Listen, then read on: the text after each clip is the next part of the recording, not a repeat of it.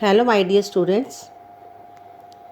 इस वीडियो में हम पढ़ेंगे कक्षा 12वीं की पुस्तक आरोह भाग 2 से ली गई कविता कैमरे में बंद अपाहिज, जिसे श्री रघुवीर सहाय जी ने लिखा है। तो सबसे पहले हम कवि रघुवीर सहाय जी के बारे में थोड़ा सा जान लेते हैं।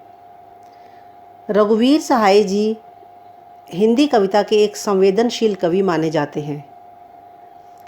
इनका जन्म लखनऊ उत्तर प्रदेश में सन 1929 में हुआ था और इन्होंने अपनी शिक्षा भी लखनऊ से ही ली।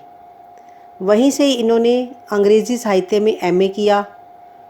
पहले ये पत्रकार थे और इन्होंने प्रतीक नामक अखबार में सहायक संपादक एडिटर के रूप में काम किया। फिर ये आकाशवाणी के समाचार विभाग में रहे।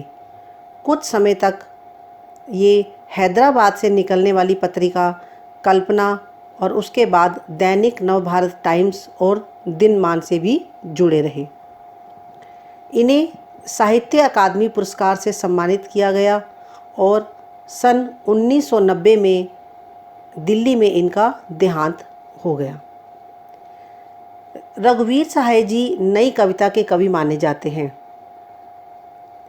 इनकी बहुत से महत्वपूर्ण काव्य संकलन हैं, जिनमें से सीढ़ियों पर धूप में, आत्महत्या के विरुद्ध, हंसो हंसो जल्दी हंसो, लोग भूल गए हैं आदि। तो इनकी कविताओं में आम आदमी की पीड़ा दृष्टिगोचर होती है। इन्होंने आम आदमी के दुख को मुखरित किया है। रघुवीर सहाय जी ने कविता को एक कहानीपन और नाटकीय वैभव भी दिया। रघुवीर सहाय ने पत्रकार और कवि घटनाओं में निहित विडंबना और त्रासदी को भी देखा, उसे स्वीकारा और अपने अनुभवों को अपनी रचनाओं में स्थान दिया। इन्होंने भारतीय समाज में ताकतवरों की बढ़ती हैसियत व सत्ता के खिलाफ भी साहित्य और पत्रकारिता के पाठकों का ध्यान खींचा। रघुवीर सहाय जी अधिकतर बातचीत की शैली में लिखते थे और अनावश्यक शब्दों के प्रयोग से ये बचते थे। तो इनकी कविताओं में अनावश्यक शब्द नहीं मिलते। अपने काव्य में सीधी, सरल और सधी हुई भाषा का प्रयोग करना इन्हें अच्छा लगता था। कैमरे में बंद अपाहिज कविता को लोग भूल गए हैं नामक काव्य संग्रह से लिया गया है। कवि ने इस कविता में एक ऐसे व्यक्ति का वर्णन किया है जो शारीरिक चुनौती को झेल रहा है, अर्थात जो शरीर से अपाहिज है, विकलांग है। उसकी पीड़ा को मुखरित करने की कोशिश की है। इस कविता में जो दूरदर्शन मीडिया के संचालक हैं, वो स्वयं को बहुत समर्थ और शक्तिशाली बताते हैं और दूसरों को कमज़ोर मानते हैं, और एक अपाहिज को वो पकड़कर स्टूडियो में ले आते हैं और उससे प्रश्न पूछते हैं कि वह अपाहिज क्यों है, अपाहिज होने पर उसे कितना दुख है, क्यों दुख है, कैसा दुख है। इस तरह के बेतुके प्रश्न वे अपाहिज से करते हैं और कैमरामैन से उसके ऊपर फोकस करने के लिए कहते हैं, ताकि उसकी बड़ी बड़ी तस्वीर कैमरे में कैद हो जाए और उसे दूरदर्शन पर दिखाया जाए, जिसकी वजह से लोग आकर्षित हो और उनके चैनल को टीआरपी मिले या उनका चैनल चले। तो इतने प्रश्नों को सुनकर वो जो विकलांग होता है, अपाहिज होता है, वह घबरा जाता है और उसके प्रश्नों के उत्तर ज़्यादा नहीं दे पाता। यहाँ तक कि दूरदर्शन वाले अपने कार्यक्रम को रोचक बनाने के लिए उसे रुलाने की कोशिश भी करते हैं, ताकि वो रोए, रो कर अपनी त्रासदी, अपनी दुखद विचारों को सबके सामने पेश करे और जो दर्शक हैं उनके मन में भी इमोशंस, भाव जागे और वे भी रोने को मजबूर हो जाएं, ताकि दर्शकों में करुणा का भाव जाग सके। और ऐसा करने से ही उनका उद्देश्य पूरा होगा, क्योंकि इसीलिए वह उसको अपने दफ्तर में खींचकर लाए थे, स्टूडियो में खींचकर लाए थे। वह इसे सामाजिक उद्देश्य कहता है, परंतु पर्दे पर वक्त की कीमत होती है। इस वाक़ये से उनके व्यापार की पोल खुल जाती है। ये जो मीडिया वाले होते हैं, इनको अगर कोई खबर छापनी होती है तो इनको एक टाइम लिमिट इनके पास होता है कि इतने टाइम लिमिट में आप ये खबर दिखा सकते हो। कितने रोचक ढंग से दिखाते हो ताकि लोग इससे प्रभावित हो सकें। तो जब विकलांग कोई भी बात बताने से मना कर देता है या कोई भी उसके मुंह से कुछ ऐसे शब्द नहीं निकलते तो ये उसको इग्नोर कर देते हैं और उनके व्यापार की पोल खुल जाती है। हम दूरदर्शन पर बोलेंगे, हम समर्थ शक्तिवान, हम एक दुर्बल को लाएंगे एक बंद कमरे में, उससे पूछेंगे तो आप क्या अपाहिज हैं, तो आप क्यों अपाहिज हैं। आपका अपाहिजपन तो दुख देता होगा, देता है। कैमरा दिखाओ इसे बड़ा बड़ा, हाँ तो बताइए आपका दुख क्या है, जल्दी बताइए वह दुख बताइए, बता नहीं पाएगा। प्रस्तुत पंक्तियाँ आरोह भाग 2 में संकलित कैमरे में बंद अपाहिज शीर्षक कविता से ली गई हैं और इसके जो रचयिता है वो रघुवीर साहे जी हैं। तो उन्होंने इस कविता में मीडिया की संवेदनहीनता का चित्रण किया है। कवि का मानना है कि ये जो मीडिया वाले होते हैं ये दूसरे के दुख को अपने व्यापार का एक माध्यम बना लेते हैं। तो कवि उनकी मेंटालिटी के बारे में वर्णन करता है, उनकी मानसिकता को बताता है कि जो मीडिया के लोग होते हैं वो हम दूरदर्शन पर बोलेंगे हम समर्थ शक्तिवान। जो मीडिया के लोग हैं वो स्वयं को समर्थ, सक्षम, शक्तिवान और शक्तिशाली समझते हैं। वे ही दूरदर्शन पर बोलते हैं हम एक दुर्बल को लाएंगे। अब वे क्या करते हैं, एक बंद कमरे में, बंद कमरा अर्थात स्टूडियो में, एक कमज़ोर व्यक्ति को बुलाएंगे अर्थात जो शारीरिक रूप से कमज़ोर है, विकलांग है, उसकी बाजू नहीं है, टांग नहीं है या उसकी आँख नहीं है, इस तरह से एक विकलांग व्यक्ति को, कमज़ोर व्यक्ति को बुलाएंगे और उससे पूछेंगे तो आप क्या अपाहिज हैं। उसे बुलाकर वे उससे अलग अलग तरह के प्रश्न पूछेंगे, क्या आप अपाहिज हैं, तो आप क्यों अपाहिज हैं, और यदि आप अपाहिज हैं, विकलांग हैं, तो आप क्यों हैं। मतलब इस तरह के प्रश्न हम उस व्यक्ति से पूछेंगे। आपका अपाहिजपन तो दुख देता होगा। कवि कहता है कि मीडिया वाले उस अपाहिज व्यक्ति से इस तरह से प्रश्न करेंगे और ये पूछेंगे कि आप जो शारीरिक रूप से सक्षम नहीं हैं, विकलांग हैं, तो आपको यह बात दुख देती होगी। ये प्रश्न उनके इतने बेसिर पैर के हैं, इतने बेतुके हैं कि जो अपाहिज है वह उसका उत्तर नहीं दे पाएगा।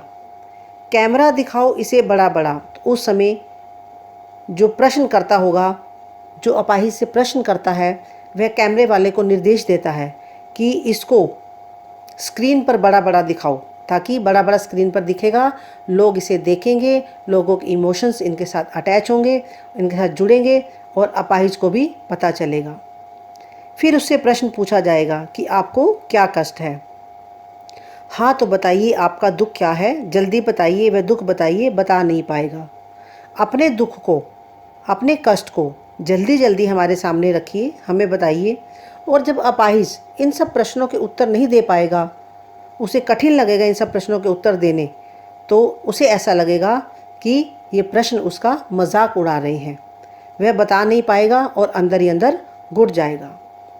तो इन पंक्तियों में कवि ने मीडिया वालों की मानसिकता पर करारा व्यंग किया है। भाषा सरल व सहज है और व्यंजना शब्द शक्ति का प्रयोग किया है। आधुनिक काल की कविता है। सोचिए बताइए आपको अपाहिज होकर कैसा लगता है, कैसा यानी कैसा लगता है, हम खुद इशारे से बताएंगे कि ऐसा क्या। सोचिए बताइए, थोड़ी कोशिश करिए, यह अवसर खो देंगे। आप जानते हैं कि कार्यक्रम रोचक बनाने के वास्ते हम पूछ पूछ कर उसको रुला देंगे। इंतज़ार करते हैं आप भी उसके रो पड़ने का, करते हैं, यह प्रश्न पूछा नहीं जाएगा। तो कवि का कहना है कि मीडिया के लोग किसी न किसी तरीके से दूसरे के दुख को अपने व्यापार का माध्यम बना लेते हैं। उन्हें तो केवल अपने चैनल की टीआरपी से मतलब होता है, अपने चैनल को चलाने से मतलब होता है। तो कवि कहता है कि मीडिया के लोग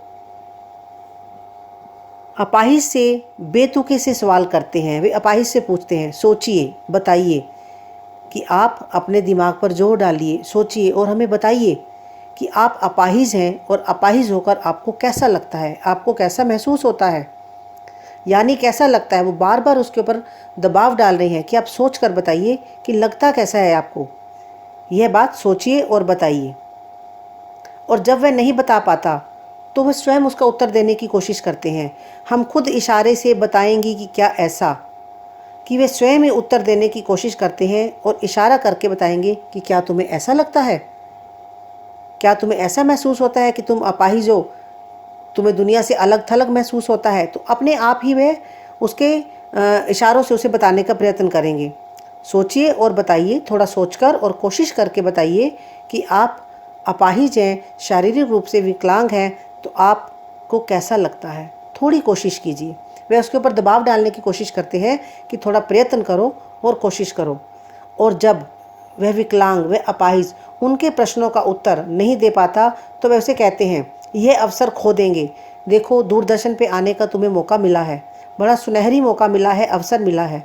अगर तुम हमारे प्रश्नों का उत्तर नहीं दोगे तो तुम्हारा ये सुनहरी अवसर हाथ से चला जाएगा, तुम ये अवसर खो दोगे।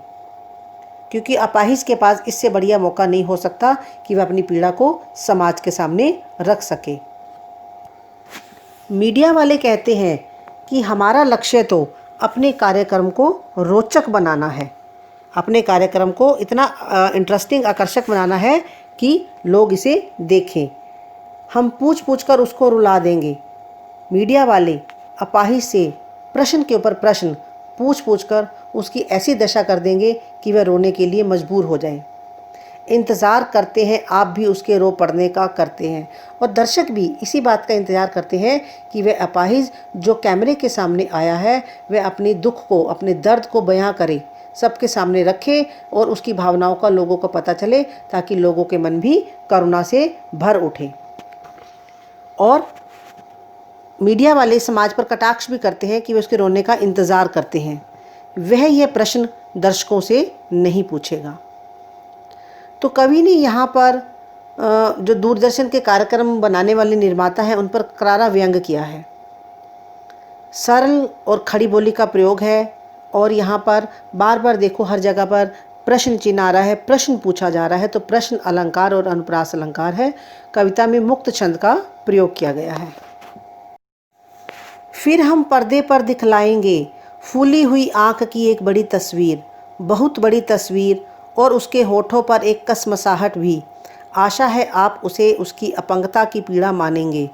एक और कोशिश, दर्शक धीरज रखिए, देखिए हमें दोनों को एक संग रुलाने हैं। आप और वह दोनों, कैमरा बस करो, नहीं हुआ रहने दो। पर्दे पर वक्त की कीमत है, अब मुस्कुराएंगे हम। आप देख रहे थे सामाजिक उद्देश्य से युक्त कार्यक्रम, बस थोड़ी ही कसर रह गई। धन्यवाद। कवि इन पंक्तियों में बता रहा है कि जो मीडिया वाले होते हैं, दूरदर्शन वाले होते हैं, वह उस विकलांग व्यक्ति का, अपाहिज व्यक्ति का जो उसकी हरासमेंट करते हैं, उसके मानसिक शोषण करते हैं। वह उसकी आँख, जो एक फूली हुई आँख है, उसकी तस्वीर को दिखाना चाहते हैं। तो कहते हैं फिर हम पर्दे पर दिखलाएंगे फूली हुई आँख की एक बड़ी तस्वीर। अपाहिज व्यक्ति की फूली हुई आँख की तस्वीर को बहुत बड़ा करके, फोकस करके पर्दे पर दिखाएंगे। इतनी बड़ी तस्वीर कि लोगों का ध्यान उसकी तरफ चला जाए। और उसके होठों पर एक कसमसाहट, कसमसाहट होता है बेचैनी, और उसके होठों पर, जो अपाहिज व्यक्ति है उसके होठों पर होने वाली बेचैनी, और जो वह कुछ ना तड़प, बोल पाने की तड़प उसके अंदर दिखाई देती है, वह सब भी दिखाएंगे।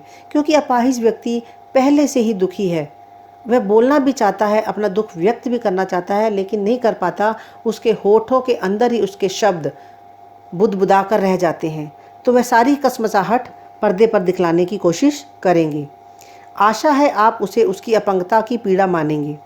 तो ऐसा करके वे दर्शकों को उसकी पीड़ा बताने की कोशिश करेंगे दूरदर्शन वाले। वे कोशिश करेंगे, ऐसी कोशिश करेंगे कि दर्शक धीरज भी रखे और हमें दोनों को एक संग रुलाने हैं। मतलब कोशिश करते हैं कि जो अपाहिज है वह रोने लगे और जो साक्षात्कार लेने वाला है, इंटरव्यू लेने वाला है, वह दर्शकों को धैर्य रखने के लिए कहते हैं। वे कहते हैं कि अगर अपाहिज अपने मन की व्यथा को, अपनी पीड़ा को दर्शकों के सामने प्रस्तुत करेगा तो दर्शक भी रोएंगे और अपाहिज भी रोएगा। वे दोनों को एक साथ रुलाने की कोशिश करते हैं। तभी वे निर्देश देते हैं, आप और वह दोनों कैमरा बस करो, नहीं हुआ रहने दो। जब अपाहिज अपना दर्द पूरी तरह से व्यक्त नहीं कर पाता तो वह निर्देश देते हैं कि कैमरे को बंद कर दो, रहने दो, पर्दे पर वक्त की कीमत है। वे कहते हैं कि पर्दे का समय बहुत महंगा है, टाइम के हिसाब से काम होता है। इस कार्यक्रम के बंद होते ही आप देख रहे थे, अब हम मुस्कुराएंगे, कि कार्यक्रम के बंद होते ही दूरदर्शन में लगे हुए सभी लोग मुस्कुराते हैं और ये घोषणा करते हैं कि आप सभी सामाजिक उद्देश्य से युक्त कार्यक्रम, कि सभी दर्शक सामाजिक उद्देश्य से भरपूर कार्यक्रम देख रहे थे। लेकिन उस कार्यक्रम में एक छोटी सी कमी रह गई कि हम आप दोनों को, अपाहिज को और दर्शकों को एक साथ नहीं रुला पाए। थोड़ी सी कसर रह गई। फिर भी इस कार्यक्रम को देखने के लिए आप सबका धन्यवाद। तो इस तरह से मीडिया वाले अपने कार्य में सफल नहीं हो पाते, लेकिन वो फिर भी इसे एक सामाजिक उद्देश्य का नाम देकर अपने कार्यक्रम को समाप्त कर देते हैं। पर्दे पर में अनुप्रास अलंकार है। इसमें अपाहिज की बेचैनी और मीडिया व दर्शकों की संवेदनहीनता को दर्शाया गया है। मुक्त छंद है, उर्दू के शब्दों का भी प्रयोग किया गया है। तो बच्चों, इस कविता में कवि ने शारीरिक अक्षमता, मतलब जो शारीरिक रूप से व्यक्ति विकलांग है, ऐसे व्यक्ति की पीड़ा को प्रस्तुत करने की कोशिश की है और किस तरह से दर्शकों तक उसकी पीड़ा को पहुंचाने का प्रयत्न किया है। इससे यह पता चलता है कि जो कार्यक्रम बनाने वाले थे, कार्यक्रम के निर्माता थे या प्रस्तुत करने वाले थे, उनके अंदर किसी भी तरह के इमोशंस नहीं है, संवेदन शून्य है। वे जो व्यक्ति शारीरिक रूप से विकलांग है, उसकी भावनाओं को ठेस पहुंचाते हैं और उसे अपने चैनल को, अपने कार्यक्रम को बेचने का प्रयास करते हुए दिखाई देते हैं। तो यहाँ पर भी उनकी पैसा कमाने की सोच ही दिखती है, जो उनकी मानवता के ऊपर हावी हो चुकी है। तो इस तरह से बच्चों, आपने भी देखा होगा कि मीडिया अक्सर इस तरह के कार्यक्रम प्रस्तुत करने की कोशिश करती है कि लोगों का ध्यान अपनी तरफ आकर्षित कर सके। कभी कभी बात इतनी बड़ी नहीं होती जितना उसको बढ़ा चढ़ाकर दिखाया गया होता है, ताकि दर्शकों का जो इमोशंस है, दर्शकों का जो ध्यान है, अपनी तरफ आकर्षित करे और अपने चैनल को पब्लिसिटी दिला सके। तो मुझे उम्मीद है आपको ये कविता अच्छी तरह से समझ आ गई होगी और इस कविता को अच्छी तरह से समझने के लिए इसे एंड तक देखें और मेरे चैनल को लाइक एंड सब्सक्राइब जरूर करें। Thank you and God bless you.